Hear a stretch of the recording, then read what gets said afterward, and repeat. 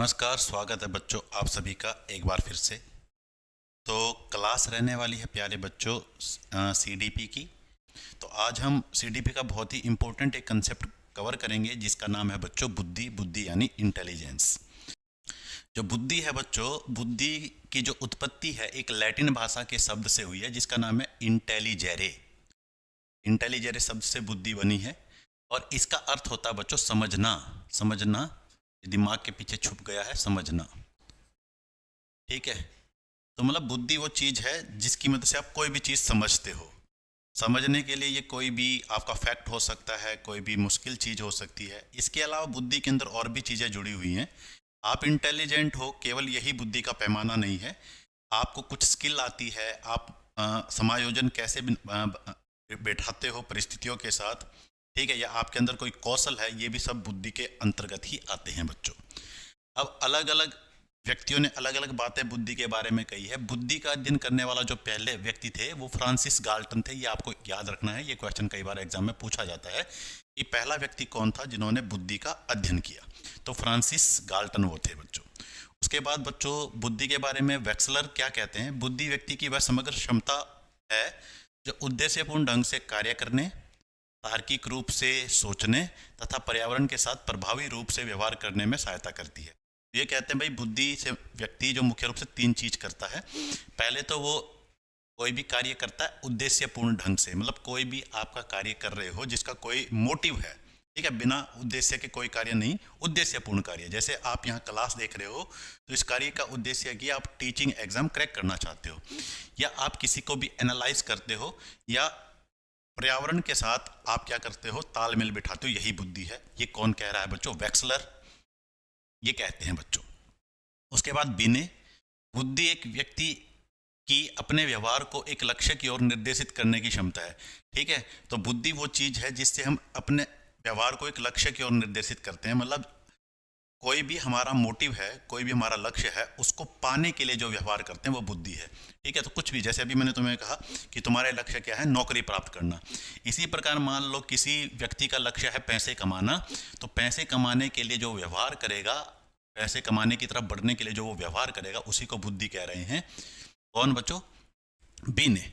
ठीक है, उसके बाद टर्मन क्या कहते हैं बच्चों, टर्मन एक व्यक्ति उसी अनुपात में बुद्धिमान होता है जिस अनुपात में वह चिंतन करता है। और कौन सा चिंतन बच्चों, अब्स्ट्रैक्ट चिंतन करता है। तो टर्मन बहुत ही इंपॉर्टेंट फैक्ट है ये। टर्मन का मानना है कि जितना आप अमूर्त चिंतन कर सकते हो, अमूर्त चिंतन यानी उन चीजों के बारे में चिंतन कर सकते हो जो आपके सामने नहीं है, उसे तो अमूर्त चिंतन कहते हैं। तो जितना आप एब्स्ट्रैक्ट थिंकिंग कर सकते हो उतना ही आप बुद्धिमान हो, ये टर्मन महोदय कहते हैं। इसका मतलब अगर आपके अंदर एब्स्ट्रैक्ट थिंकिंग करने की जो क्षमता है वो ज़्यादा है तो आप ज़्यादा बुद्धिमान हो, कम है तो कम बुद्धिमान हो, ये कहते हैं टर्मन महोदय बच्चों। उसके बाद बुद्धि की मुख्य विशेषताएं क्या क्या है बच्चों। बुद्धि जन्मजात भी होती है बच्चों, अर्जित भी होती है। तो कुछ बुद्धि आपके अंदर जन्म से भी होती है, और बुद्धि अर्जित यानी जैसे जैसे आप क्या करोगे, बड़े होगे, वातावरण, समाज, अपने मित्र मंडली के संपर्क में आओगे, तब भी आप बुद्धि को क्या करोगे, एक्वायर करोगे बच्चों। दूसरी बात, अनुकूलनशीलता इसका प्रमुख गुण है। किसका बच्चों, बुद्धि का। तो अनुकूलनशीलता का मतलब है कि आप किसी भी एनवायरनमेंट के साथ अडेप्टेबिलिटी बिठा लेते हो, इसको अनुकूलनशीलता कहते हैं बच्चों। परिस्थिति के अनुसार खुद को ढाल लेना, ये बुद्धि की मेन विशेषता है।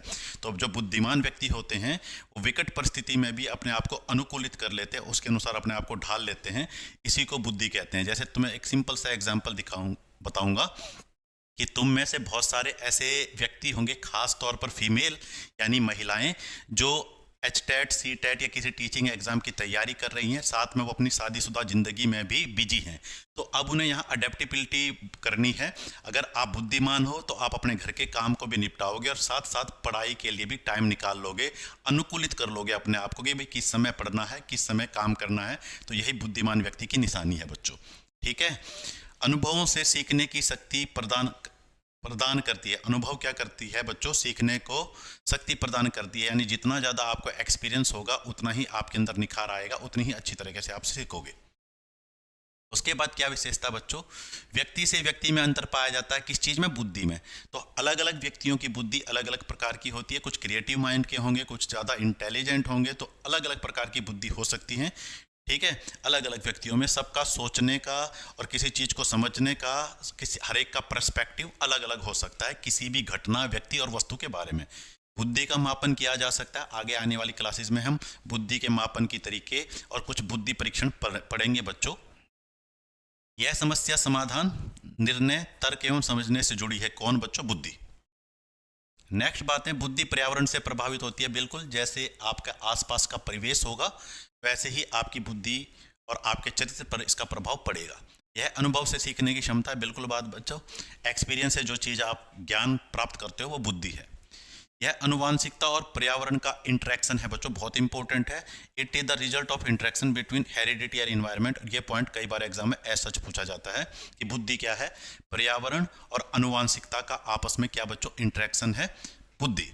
इसका मतलब है कुछ आपको जो बुद्धि के कुछ बुद्धि आपको वंशानुकूल भी होती है, यानी एक पीढ़ी से दूसरी पीढ़ी में भी बुद्धि वाला गुण जाएगा। साथ में पर्यावरण भी आपकी बुद्धि को प्रभावित करेगा। जो द्विकारक सिद्धांत, double factor theory, double factor theory, Spearman. ठीक है, तो स्पीयरमैन ने यह सिद्धांत 1909 में दिया था और इस सिद्धांत का दूसरा नाम इलेक्ट्रिक थ्योरी भी इसे कहा जाता है बच्चों। दूसरा नाम है इसका इलेक्ट्रिक थ्योरी। इन्होंने कहा बच्चों जो हमारी बुद्धि है इसके दो तत्व हैं इसके अंदर।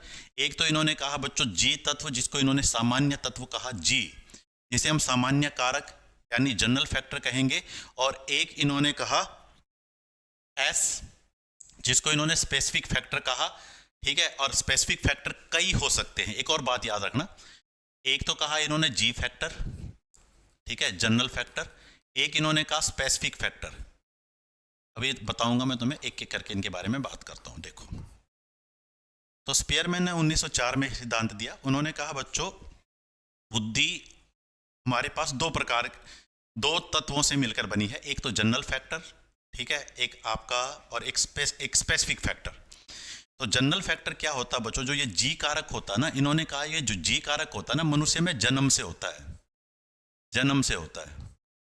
और कोई भी कार्य करते हैं ना, ये जो जी कारक है ना, ये हर कार्य में यूज होता है, हर कार्य में, हर कार्य में यूज होता है। आप अपने रोजमर्रा के काम कर रहे हो, कुछ भी कर रहे हो, खा रहे हो, पी रहे हो, ठीक है, हर चीज में बुद्धि का यूज होता है बच्चों। तो वहां पे जी कारक का हम यूज कर रहे हैं। दूसरा कारक इन्होंने कहा बच्चों एक स्पेसिफिक फैक्टर होता है, यानी कुछ चीजें ऐसी होती है जो जन्म के बाद सीखते हो। इनको कहा भाई स्पेसिफिक फैक्टर। इन्होंने कहा ये जो जनरल कारक है ना, ये तो एक ही होता है, एक ही होगा। जो जनरल कारक है ये एक ही होगा, लेकिन जो ये स्पेसिफिक कारक है ना, ये अलग अलग हो सकता है। जैसे जैसे आप अलग अलग चीजें सीखोगे, जैसे मान लो आप कार चलाने में बहुत अच्छे हो, ये स्पेसिफिक कारक S1 मान लिया मैंने कि भाई आप ड्राइविंग आपकी काफी बढ़िया है, आपकी ड्राइविंग काफी बढ़िया है, ठीक है। दूसरा एक स्पेसिफिक कारक ये है कि आपका मैथ्स भी बहुत अच्छा है, ठीक है। एक तीसरा स्पेसिफिक कारक है कि आप डांस में भी बहुत अच्छे हो। तो इन तीन अलग अलग चीजों के लिए, ड्राइविंग के लिए, मैथ्स में निपुण होने के लिए और डांस करने के लिए तीन अलग अलग स्पेसिफिक कारक होंगे। तो जनरल कारक तो एक ही होगा, लेकिन स्पेसिफिक कारक अलग अलग होगा। जब आप ड्राइविंग करोगे उसमें अलग स्पेसिफिक कारक यूज होगा, जब आप मैथ्स पढ़ा रहे हो या कर रहे हो उसमें अलग स्पेसिफिक कारक यूज होगा, और जब आप डांस कर रहे हो अलग अलग स्किल के लिए अलग अलग स्पेसिफिक कारक यूज होंगे। अब क्या होगा, जैसे मान लो आप मैथ्स पढ़ा रहे हो, तो इन्होंने कहा इसमें स्पेसिफिक कारक यूज होगा। जैसे मैंने कहा S2 स्पेसिफिक कारक है मैथ्स के लिए, और साथ में इसमें जनरल कारक भी यूज होगा बच्चों, ठीक है। तो कोई भी स्पेसिफिक कारक वाला काम करूंगा तो उसमें जनरल कारक भी यूज होगा, बेसिक भी यूज होगा और स्पेसिफिक भी होगा। तो जनरल कारक एक ही होगा, लेकिन स्पेसिफिक कारक एक से ज्यादा हो सकते हैं, ठीक है। ये बात मैंने बता दिया। जो जी फैक्टर होता है वो जन्म से होगा और स्पेसिफिक फैक्टर एक्वायर्ड होगा। जैसे जैसे आप बड़े होगे, अलग अलग स्किल सीखोगे, ये स्पेसिफिक कारक के अंतर्गत आएगा। तो यहां तक किसी प्रकार की कोई दिक्कत है तो मुझे बताओ, नहीं तो हम चलेंगे बच्चों आगे। डन है ये बात? तो ये था बच्चों द्विकारक सिद्धांत, जिसके प्रतिपादक कौन थे प्यारे बच्चों? स्पीयरमैन थे। तो जो स्पीयरमैन थे वो इसके प्रतिपादक हैं।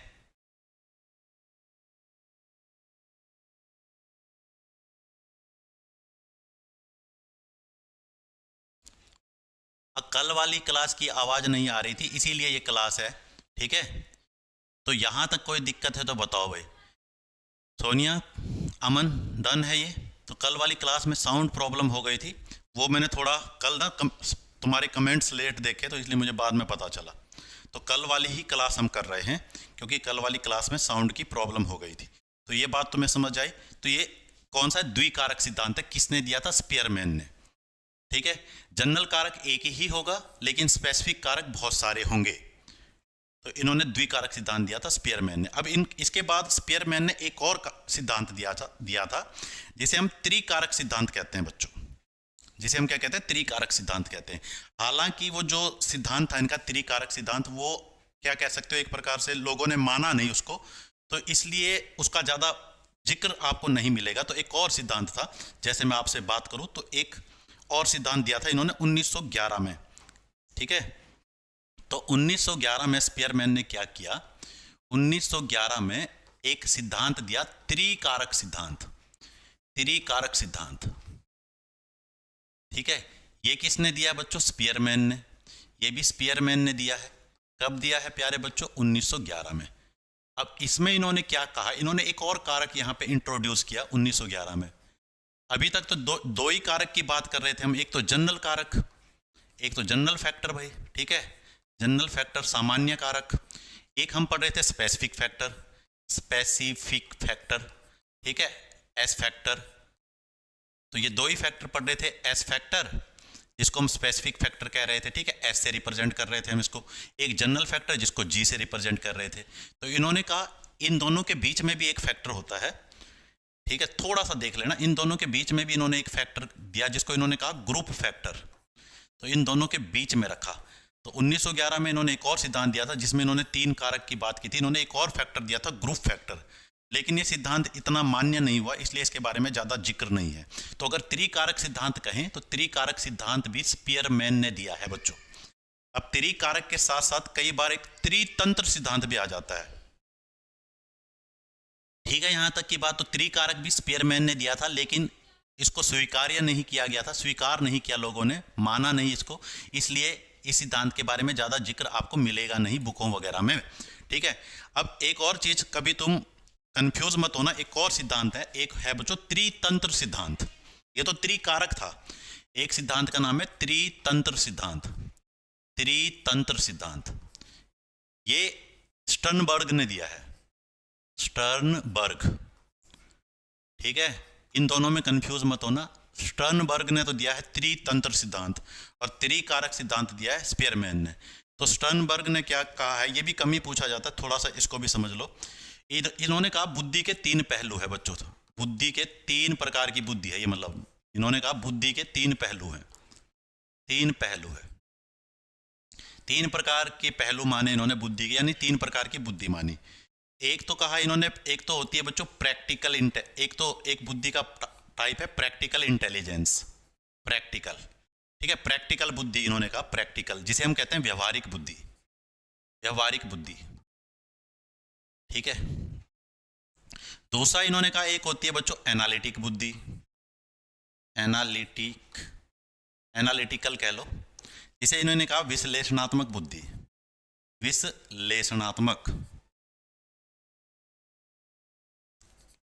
विश्लेषणात्मक। ठीक है, विश्लेषणात्मक बुद्धि।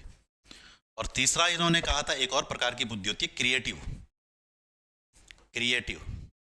ठीक है, क्रिएटिव बुद्धि, जिसे हमने कहा सृजनात्मक। तो इन्होंने कहा था, इसे कहते हैं त्रितंत्र का सिद्धांत बच्चों, जो स्टर्नबर्ग ने कहा था। इन्होंने कहा तीन पहलू होते हैं बुद्धि के।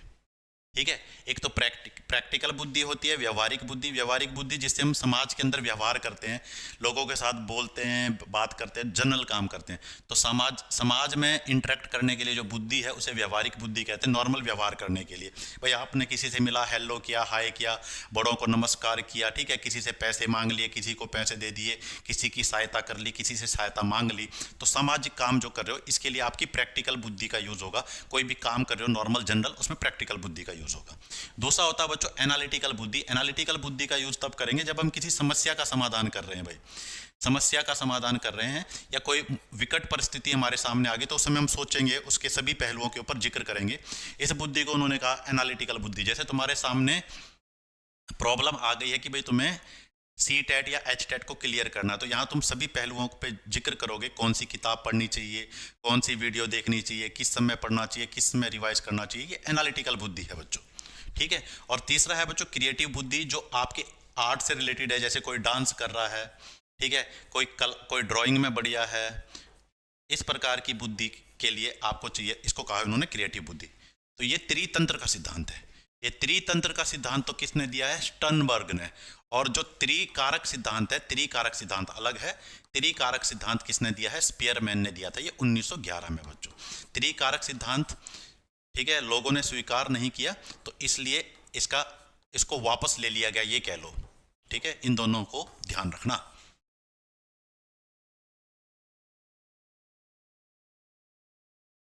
डन है यहां तक की बातें?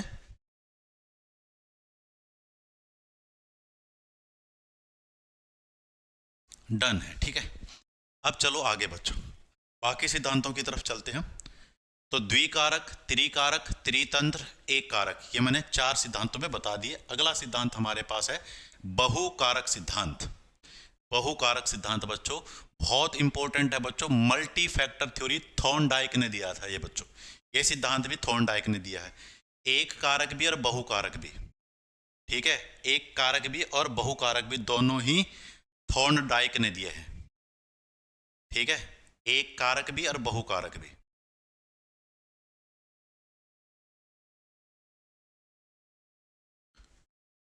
तो याद रहेगा, मैं बच्चों को इसको ऐसे याद कराते थे कि थॉर्नडाइक जो है ना, तो डाइक जो वर्ड ना, डाइक जो है, डाइक से मिलता जुलता वर्ड है बाइक। तो हमने ऐसे पढ़ लिया कि थॉर्नडाइक जो था ना, इसके पास बाइक तो एक थी, लेकिन कार बहुत सारी थी। कार क्या थी? बहुत सारी। वैसे मुझे तुम्हें याद ही रहेगा। तो थॉर्नडाइक के बाद एक बाइक, बहुत सारी कार थी। तो तुम याद रखना, एक कारक भी और बहुकारक भी थॉर्नडाइक ने दिया, ठीक है। तो दोनों ही सिद्धांत थॉर्नडाइक ने दिया है। अब थॉर्नडाइक ने इस सिद्धांत में क्या कहा है? जो एक कारक सिद्धांत है ना, उसमें कई लोगों का नाम आता, तो मैंने मेन थॉर्नडाइक तुम्हें बताया था। अब इसके कई नाम है बच्चों। इसे बुद्धि का परमाणु सिद्धांत भी कहते हैं बच्चों, ठीक है। एटोमिस्टिक थ्योरी ऑफ इंटेलिजेंस, बुद्धि का अराजकता का सिद्धांत भी कहते हैं बच्चों, ठीक है। Anarchic theory of intelligence, और इसे sand theory of intelligence, sand theory है ये भाई, थ्योरी, ठीक है। सेंट थ्योरी ऑफ इंटेलिजेंस भी इसे कहा जाता है बच्चों, यानी सेंट थ्योरी भी इसे कहा जाता है। ये अन्य नाम भी आपको याद रखने पड़ेंगे। तो बहुकारक सिद्धांत को ही सेंट थ्योरी भी कहते हैं हम, ठीक है। एनार्चिक थ्योरी भी कहते हैं, एटोमिस्टिक थ्योरी भी कहते हैं, बुद्धि का परमाणु सिद्धांत भी कहते हैं, अराजकता का सिद्धांत भी कहते हैं, और रेत वाला सिद्धांत भी इसी को कहते हैं बच्चों, ठीक है। अब इन्होंने यहाँ पे क्या कहा, यहाँ पे क्या कहा गया? बुद्धि कई स्वतंत्र क्षमताओं से मिलकर बनी है, जैसे स्मृति, ध्यान, तर्क। तो इन्होंने कहा भाई बुद्धि अलग अलग चीज़ों से मिलकर बनी हुई है। जैसे हम चीज़ों को याद रखते हैं, ये एक प्रकार की बुद्धि है। हम कुछ मेडिटेशन कर रहे हैं, अटेंशन कर रहे हैं, ये एक प्रकार की बुद्धि। और किसी से हम रीजनिंग कर रहे हैं किसी प्रकार की, ये भी बुद्धि है। तो इन्होंने बुद्धि को मुख्य 3 भागों में बांट दिया बच्चों। किसने? थॉर्नडाइक ने। तो थॉर्नडाइक के अनुसार बुद्धि 3 प्रकार की होती है, और स्टर्नबर्ग ने भी बुद्धि के तीन पहलू माने थे। और जो ये थॉर्नडाइक है, इन्होंने भी बुद्धि के 3 पार्ट माने, 3 प्रकार की बुद्धि मानी है। किसने? थॉर्नडाइक ने। तो ये थॉर्नडाइक वाला कई बार पूछा जाता है। तो थॉर्नडाइक के अनुसार बुद्धि के कितने पार्ट है? तो 3 बच्चों, ठीक है। कौन कौन सी बुद्धि है? सबसे पहले है बच्चों एब्स्ट्रैक्ट इंटेलिजेंस, सैद्धांतिक या अमूर्त बुद्धि। ये वो बुद्धि है जिससे हम क्या करते हैं, जो चीज़ हमारे सामने नहीं होती, प्रिंसिपल को समझने की कोशिश करते हैं या एनालाइज करते हैं। ये पहले प्रकार की बुद्धि है, ठीक है।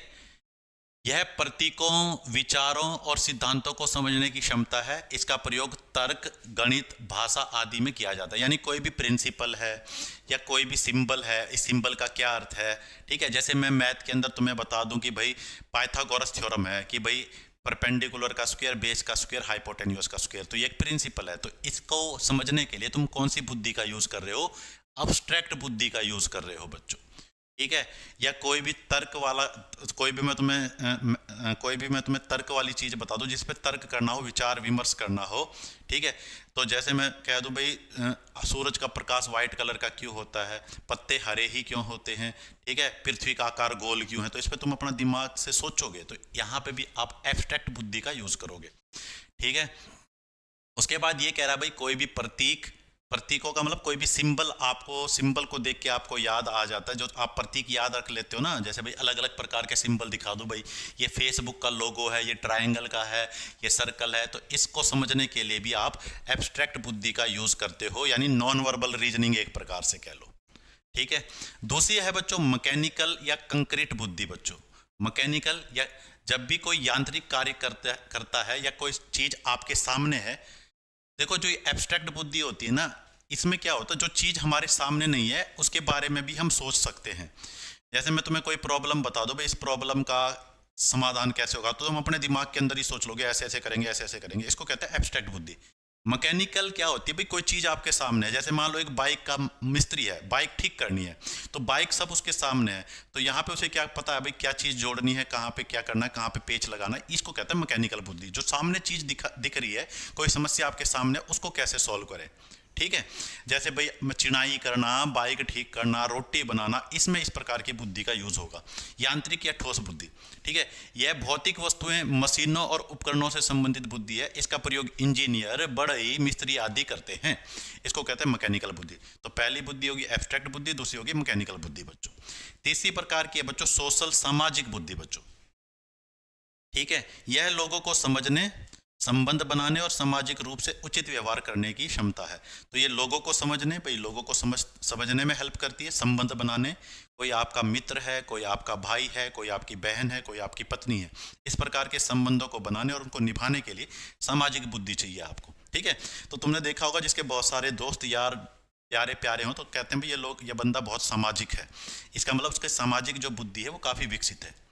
तो ये तीन प्रकार की बुद्धि है, इसे ही बुद्धि का बहुकारक सिद्धांत कहते हैं, और ये भी थॉर्नडाइक ने दिया था, जिसमें क्या हुआ बच्चों, उन्होंने कहा बुद्धि तीन प्रकार की होती है। कौन कौन सी बच्चों, एब्स्ट्रैक्ट, मैकेनिकल और सोशल, ठीक है। और स्टर्नबर्ग ने भी त्रितंत्र का सिद्धांत में यही बातें की थी। उसके बाद भाई बहुकारक अलग है, समूह कारक अलग है भाई। तो एक सिद्धांत का नाम है समूह कारक सिद्धांत, group factor theory, group factor theory, ठीक है। यह सिद्धांत दिया था बच्चों थ्रस्टन ने दिया था, थ्रस्टन ने यह सिद्धांत दिया था। अब इसको कैसे याद करेंगे भाई, हम कहेंगे भाई एक ग्रुप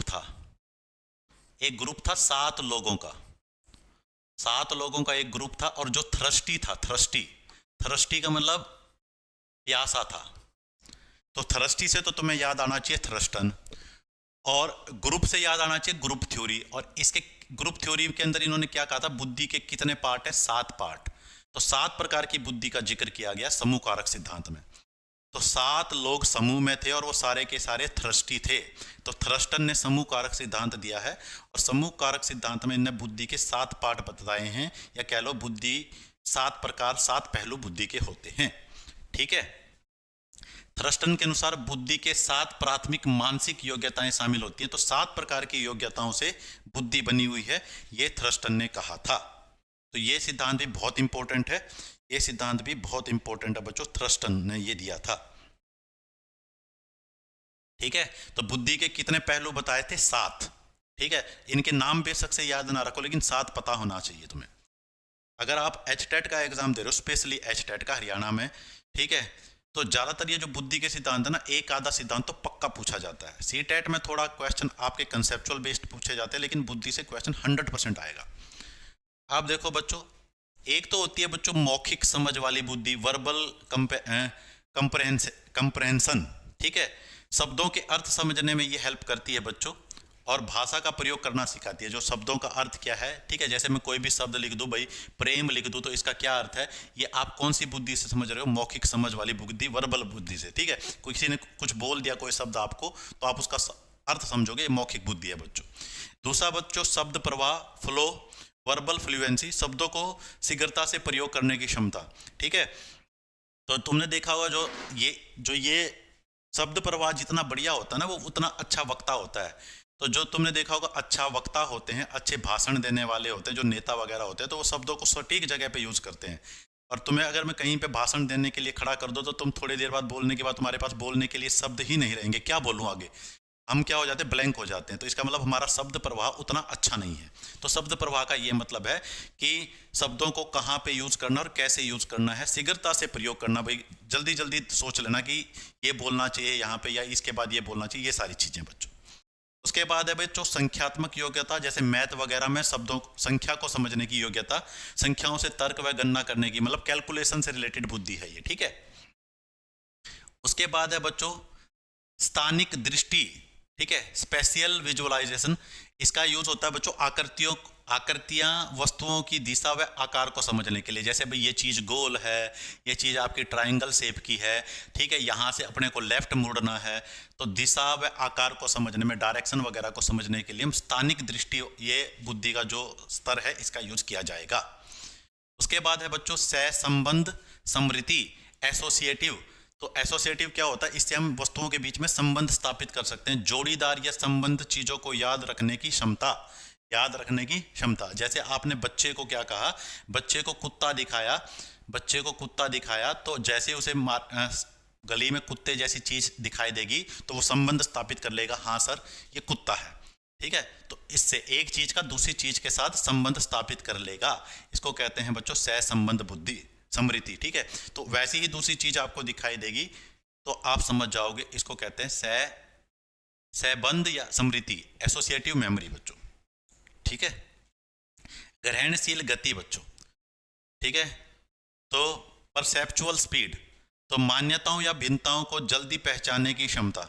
इसका मतलब है कि भाई दो चीजें अलग अलग है तो उनके बीच में डिफरेंस आप बहुत जल्दी डिफरेंस कर लोगे, और दो चीज एक जैसी हैं तो आप बहुत जल्दी पता लगा लोगे ये चीजें एक जैसी हैं। इसको कहते हैं बच्चों ग्रहणशील गति। उसके बाद तर्क क्षमता बच्चों, किसी के ऊपर तर्क वितर्क करना, किसी भी चीज के सभी पहलुओं पे चर्चा करना, ठीक है, रीजनिंग करना, इसको कहते हैं बच्चों तर्क क्षमता। तो ये 7 प्रकार के पहलू हैं बुद्धि के, जो किसने बताए हैं बच्चों, थ्रस्टन ने। और इस सिद्धांत को कहते हैं बुद्धि का समूह कारक सिद्धांत, बुद्धि का समूह कारक सिद्धांत, ठीक है ये बात। तो ये 5वीं थ्योरी थी बच्चों किसकी, बुद्धि की। उसके बाद एक और सिद्धांत बहुत इंपॉर्टेंट हम पढ़ेंगे, बहुत इंपॉर्टेंट बच्चों, 3D मॉडल।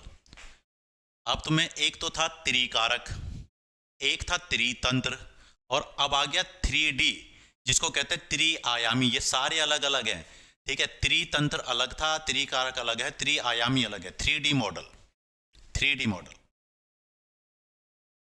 तो ये सिद्धांत किसने दिया था बच्चों, जेपी गिलफोर्ड ने दिया था, जेपी गिलफोर्ड, ठीक है, जेपी गिलफोर्ड ने यह सिद्धांत दिया था। और उन्होंने बुद्धि को एक जटिल, एक कॉम्प्लेक्स चीज माना था कि बुद्धि की संरचना काफी जटिल होती है। और उसने कहा था कि बुद्धि कई प्रकार की मानसिक योग्यताओं से मिलकर बनी हुई है, ठीक है। तो इसने 3 प्रकार की चीजों में डिवाइड किया है, अभी मैं बताऊंगा क्या क्या वो है। तो इसने कहा था बुद्धि को जो प्रभावित करते हैं ना, वो 3 अलग अलग चीजें हैं, ठीक है, उनके बारे में हम बात करेंगे। एक बार इसकी बात हम बाद में करेंगे, जो ये आपके हैं नंबर ऑफ फैक्टर, इनको बाद में समझाता हूं मैं तुम्हें, इस नंबर ऑफ फैक्टर का क्या मतलब है, एक बार थोड़ा सा देख लो, ठीक है। इस 3D मॉडल में क्या कहा था, गिलफोर्ड ने कहा था बुद्धि के 3 आयाम हैं बच्चों, 3 डायमेंशन है बुद्धि के।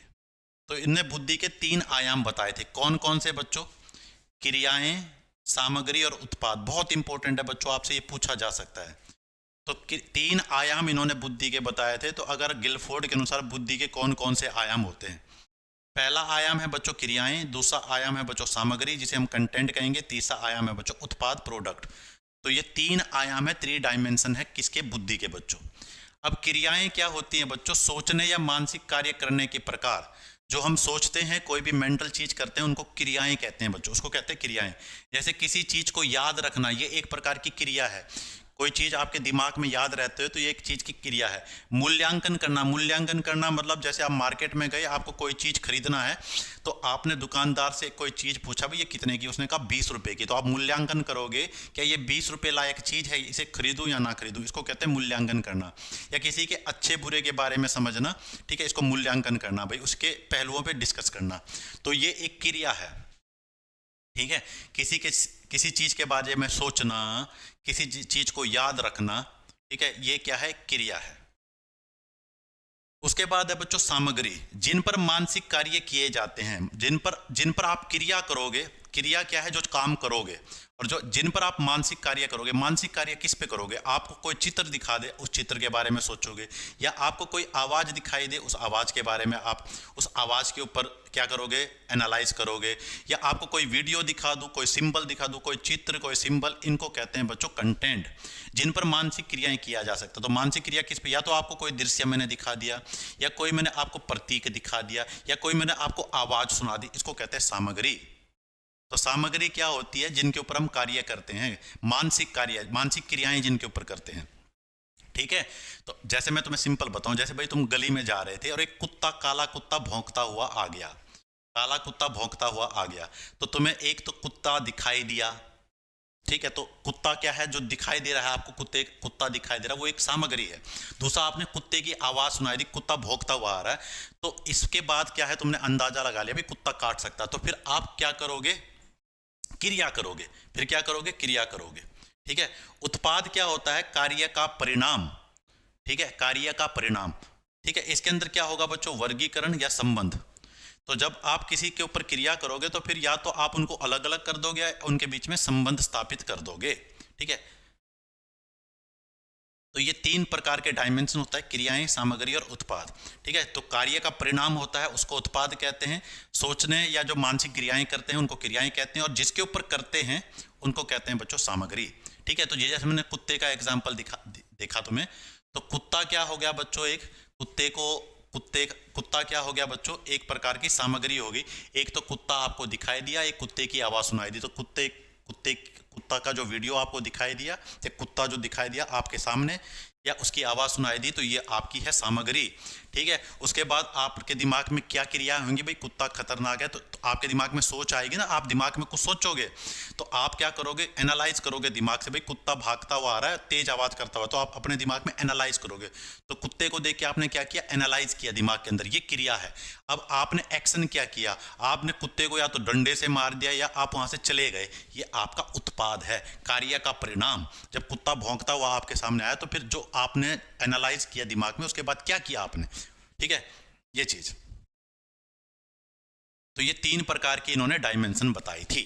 अब समझो भाई, तो सबसे पहले क्रियाएं बच्चों, तो शुरू में 5 क्रियाएं इन्होंने बताई थी। कौन कौन सी क्रियाएं हैं, ज्ञान, स्मृति, विचार उत्पाद, विचार अभिसरण, मूल्यांकन। बाद में इन्होंने स्मृति को 2 भागों में डिवाइड कर दिया था, स्मृति के 2 भाग कर दिए थे, ठीक है, स्मृति के 2 भाग कर दिए थे। तो क्रियाएं शुरू में 5 थी, बाद में ये बढ़कर कितनी हो गई, 6, संशोधन के बाद 6 हो गई। तो शुरू में 5 क्रियाएं थी, ठीक है, ये याद रख सको तो वेल एंड गुड, नहीं तो शुरू में 5 थी, बाद में संशोधन करके स्मृति को 2 भागों में डिवाइड कर दिया, तो फिर क्रियाएं हो गई 6, ठीक है। तो ज्ञान क्या है बच्चों, नई जानकारी को समझना। स्मृति क्या है, याद रखना किसी चीज को। विचार उत्पादन का मतलब है आपके दिमाग में कोई भी विचार आया, ठीक है, विचारों का अभिसरण, ये सारी चीजें आपकी क्रियाओं के अंदर आएगा। उसके बाद अगली चीज है बच्चों सामग्री। सामग्री के अंदर दृश्य, मतलब सामग्री जिन पे क्रियाएं करोगे, या तो आपको कोई चीज दिखाई देगी, कोई चित्र, आकृति, वस्तु, या प्रतीकात्मक कोई सिंबल, आपको कोई सिंबल दिखाई दिया, शब्द, अंक, चिन्ह, इसको सिंबल कहते हैं। फिर या आपका अर्थात्मक, सेमेंटिक, ठीक है। सेमेंटिक का मतलब है विचार या अर्थ। सेमेंटिक का मतलब क्या है, सेमेंटिक का मतलब क्या है भाई, विचार या अर्थ। या जैसे मान लो कोई शब्द आपके सामने लिखा गया है, या किसी ने आपको कोई बात की, भाई अंदर जाओ, ठीक है, या किसी ने कहा भी खाना खा लो, तो आप उसके अर्थ पे भाई इसका अर्थ निकालोगे ना, खाना खा लो का क्या मतलब है, इसको कहते हैं बच्चों अर्थात्मक, ठीक है। व्यवहारिक का मतलब बिहेव करना, जैसे कुत्ता आया था तो आप वहां से भाग गए, या कुत्ते को डंडा मार के, ये व्यवहारात्मक हो गया बच्चों, ये सामग्री है। तो शुरू में कितनी सामग्री थी, 4, संशोधन करने के बाद एक और यहां पे जोड़ दी गई 5। 5वीं कौन सी थी बच्चों, श्रवण, सुनने वाली। तो 5 सामग्री बाद में हो गई थी, श्रवण को भी जोड़ दिया था भाई, कोई चीज़ सुनते हो ये भी सामग्री के अंदर, कोई आवाज़ आपने सुन ली, कोई पोएम, कोई गाना, ये भी आ गए। तो शुरू में 4 थी और संशोधन के बाद कितनी हो गई बच्चों? 5। लास्ट चीज है बच्चों उत्पाद, ठीक है। तो उत्पाद में क्या होगा? इकाइयां, यूनिट, एकल तत्वों की पहचान, ठीक है। एकल तत्वों की पहचान का मतलब भाई एक कार, एक कुत्ता, एक बिल्ली, एक आदमी, सिंगल यूनिट में आप उन्हें डिवाइड कर दो बच्चों। वर्ग, ठीक है। वस्तुओं को आप क्या कर दो? श्रेणियों में बांट दो, ठीक है, समूह में बांट दो, इसको वर्ग कहेंगे। संबंध, दो वस्तुओं के बीच में संबंध स्थापित कर देना, वो उसका भाई है, वो उसका बेटा है, ठीक है। ये दोनों वस्तुएं खाने की है, ये वस्तु पीने की है, ये वस्तु ओढ़ने की है, ये वस्तु, इस प्रकार का संबंध वस्तुओं के बीच में, व्यक्तियों के बीच में संबंध, ठीक है। प्रणालियां बच्चों, सिस्टम, ठीक है, कई तत्वों को जोड़ के समूह बनता है कोई भी प्रणाली। जैसे भाई तुम्हें पता है भी पंचायत, गांव के अंदर पंचायत होती, तो ये एक प्रणाली है। इसी प्रकार हमारी कई अंगों को मिलकर पाचन तंत्र बन गया, एक भी प्रणाली है। तो कोई भी सिस्टम भाई, ठीक है, क्या वो व्यक्तियों का सिस्टम हो, किसी चीजों का सिस्टम हो, ये चीज, इसको प्रणाली कहते हैं बच्चों। उसके बाद है रूपांतरण, एक रूप से दूसरे रूप में बदलना। जैसे आप समझ सकते हो कि भाई पानी को अगर मैं गर्म कर देंगे तो ये भाप में बदल जाएगा, ठीक है, इसको रूपांतरण कहते हैं। लेकिन है तो यही चीज, ये पानी को जमा दोगे बर्फ बन जाएगी, तो ये रूपांतरण है बच्चों, ठीक है। एक रूप को दूसरे रूप में बदलना, ये रूपांतरण हो गया बच्चों। उसके बाद है बच्चों इम्प्लीकेशन, किसी तथ्य से निष्कर्ष निकालना, वही बच्चों कंक्लूजन निकालना। तो ये उत्पाद कितने हो गए बच्चों? 1 2 3 4 5 6, तो 6 उत्पाद हो गए। अब इनमें 3 चीजें हुई बच्चों, कौन कौन सी 3 चीजें हुई देखो।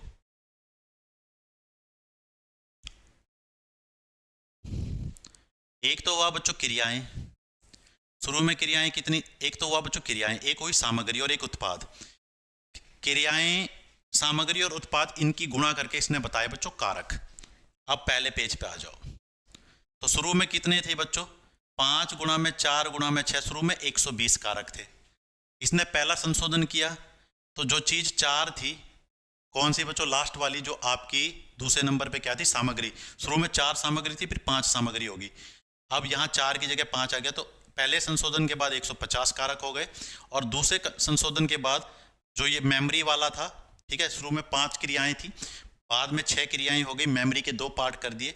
फिर दूसरा संशोधन होके आपके कारक कितने हो गए? 180 कारक, ठीक है। तो आपसे ये पूछ सकता है कि भाई जो त्रिआयामी मॉडल है जेपी गिलफोर्ड का, तो शुरू में कितने कारक थे? 120, पहले संशोधन के बाद 150 और दूसरे संशोधन के बाद 180, ये है बच्चों, ठीक है, जैसे मैं तुम्हें अभी दिखाया था मैंने। तो शुरू में ये देखो, शुरू में कितनी क्रियाएं थी बच्चों? 5। तो शुरू में 5 तो क्रियाएं थी, ठीक है, और सामग्री कितनी थी? 4 सामग्री थी। और 6 क्या थे बच्चों? 6 क्या थे? उत्पाद। तो 5 चौके 20 और 20 छीके 120, तो शुरू में 120 कारक हो गए। जब पहला संशोधन किया इसने, तो इसने क्या किया? पहले संशोधन के बाद जो ये सामग्री है, सामग्रियों की संख्या 4 है, एक श्रवण को जोड़ दिया, तो सामग्री अब 4 की जगह 5 हो गई बच्चों। सामग्री 4 की जगह क्या होगी? 5, तो 5, ये 4 वाली चीज़ है, 5 हो गई। तो 5 5 25, 25 छिके 150, तो पहले संशोधन के बाद 150 कारक हो गए। उसके बाद जो क्रियाएं हैं, क्रियाएं शुरू में 5 थी, तो जब दूसरा संशोधन किया, क्रियाएं भी 1 बढ़ा दी, तो अब इनकी गुणा कर दो बच्चों। तो तीसरे संशोधन के बाद 180। तो ये था बच्चों आपका जेपी गिलफोर्ड का 3D मॉडल, ठीक है। तो इसने कहा बुद्धि के 3 आयाम हैं, क्रियाएं, सामग्री, उत्पाद, ठीक है, तो याद रखना। तो यहाँ तक बच्चों आज हमने कर लिया। कुछ और मॉडल्स हैं जिनके बारे में हम आने वाली क्लासेस में चर्चा करेंगे। तो आज की क्लास बच्चों इतनी ही रहेगी। क्लास आपको अच्छी लगी है तो अपने दोस्तों के साथ शेयर करना मत भूलिएगा, और जो पहली बार जुड़े हैं चैनल को आप सब्सक्राइब कर लेना। मिलते हैं नेक्स्ट वीडियो में बच्चों, तब तक जय हिंद।